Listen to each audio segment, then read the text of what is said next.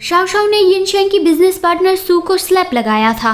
तो फिर यिनशेंग सू से पूछता है कि प्रेसिडेंट सू, आप इस प्रॉब्लम को सॉल्व कैसे करना चाहती हो। सू शाओ शाओ पे डालती है कि वो इस प्रॉब्लम को कैसे सॉल्व करना चाहती है। शाओ शाओ सोचती है कल उसकी ही गलती थी, लेकिन अभी ब्रदर शेंग के सामने मैं कुछ भी तमाशा नहीं खड़ा कर सकती। तो फिर वो माफी मांग लेती है, लेकिन सू सिर्फ माफी से ही सेटिस्फाई नहीं हुई, वो शाओ शाओ को स्लैप लगाना चाहती थी। शाओ शाओ तो स्लैप खाने के लिए भी रेडी हो गई, क्योंकि अभी वो ब्रदर शेंग के सामने है। लेकिन यिनशेंग ने उसे स्लैप लगाने से रोक लिया और कहा कि प्रेसिडेंट सू, लगता है कि आपको कोई गलतफहमी हो रही है। ऐसी काफी सारी कंपनीज है जो युनफेंग ग्रुप के साथ कोऑपरेट करना चाहती है। अगर आपकी कंपनी का कोऑपरेशन हमें नहीं मिलेगा तो हमें कोई ज्यादा केयर नहीं होगी। सू कहती है, प्रेसिडेंट युन, क्या आप सच में एक एम्प्लॉय के लिए हमारे बीच का कोऑपरेशन तोड़ना चाहते हैं? आप कॉन्ट्रैक्ट तोड़ रहे हैं तो इसके लिए आपको पे करना होगा।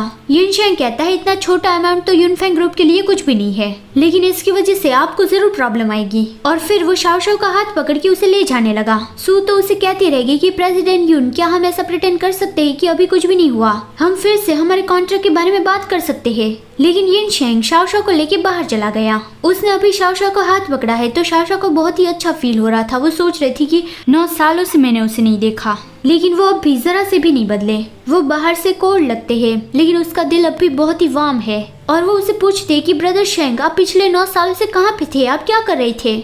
लेकिन यिनशेंग कहता है कि पहली बात तो ये कि तुम मेरी कलीग हो, मैं तुम्हारा सुपीरियर हूँ, तो तुम्हें मुझे प्रेसिडेंट युन कह के बुलाना है और तुम्हें मेरी पर्सनल लाइफ के बारे में सवाल पूछने का कोई भी हक नहीं है। शाओ शाओ तो इससे बहुत ही शॉक्ड थी कि वो मुझसे इस तरह से क्यों बात करे है। और वो कहती है कि ब्रदर शेंग, ये मैं हूँ शाओ शाओ। यिनशेंग कहता है, अब मुझे तुम्हारे नाम से कुछ भी लेना देना नहीं है, यू आर फायर्ड। शाओ शाओ कहती है, लेकिन क्यों? यिनशेंग कहता है, तुम्हारी वजह से हमारी कंपनी को 500 मिलियन का लॉस हो गया। और फिर वो जाने लगा। शाओ शाओ कहती है, क्या आपको इसके अलावा कुछ भी नहीं कहना? यिनशेंग कहता है, मैं तुम्हें युनफेंग ग्रुप में नहीं देखना चाहता, प्लीज गेट लॉस। और फिर वो अपनी कार में बैठ के जाने लगा। और यहाँ पे शाओ शाओ पहले की तरह ही उसके पीछे पीछे भागने लगी, लेकिन पत्थर पे उसका पैर टकराने से वो गिर गई।